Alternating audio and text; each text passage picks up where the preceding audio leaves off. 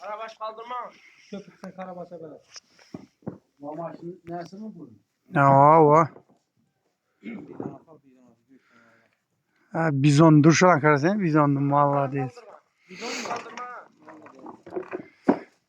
Ali niçik? Bizon. Bizon malades. Ağzını sonu değildim. Hava.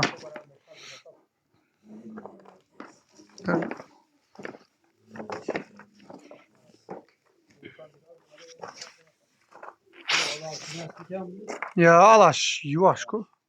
Ötkirdeki Alaş'ın oğlu Alaş bak o. Şunun şeriki de bu. Şu ikisi şerik. Şerik mi bu? Ama bir en atası bir. Bunu atası Ulla Alaş Rusya'ya gitti. Enesi Ali Savam'ın Rusya'ya gitti. Ene tarafa tartıp. Ne yani o ejdere. Ulaş çiğste özüne tartman sen de. Ya bu uruşkan ite okşamıydı canavar. Meh. Bizon.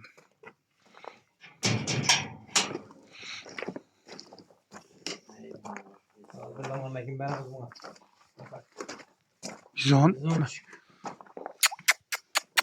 Ha beraber ucu zor bu. Özünü yine baldı ayam.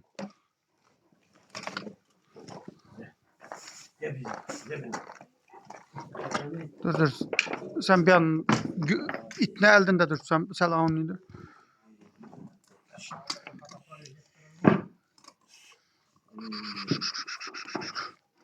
Ülkeleri takşadan. Ha.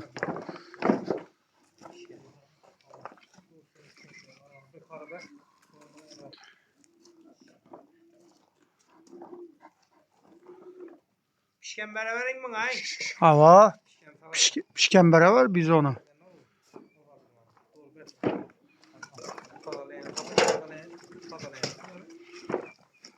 Tüyala girgen ya.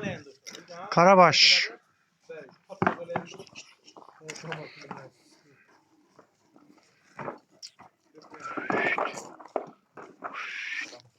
Ama ördekler hem dolup kaldı. Ha? Ördekler dolup kaldı. Geldi mi ördekle? Patladığın kafanı çıkarır bile değil zaten. Varlamış işte bu. Bizon be.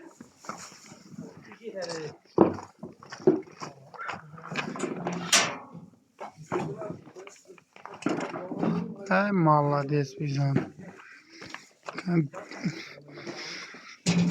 Zaferbek namumunun pitaniyası büyüğünkisi. Büyüğünkisi gavkar eski tamamla koyuna. İçinde hemen her sabah ha. Hem de vitamin. Çisti veli görtürt musun? Pişken özle steaklar ambamın içinde. Karın. Bizon. Çürü. Hey malay. Gördün mü pişken göğüsünü? Pişken çisti pişken göğüs. Alaşlan pitaniyası bin tavuk.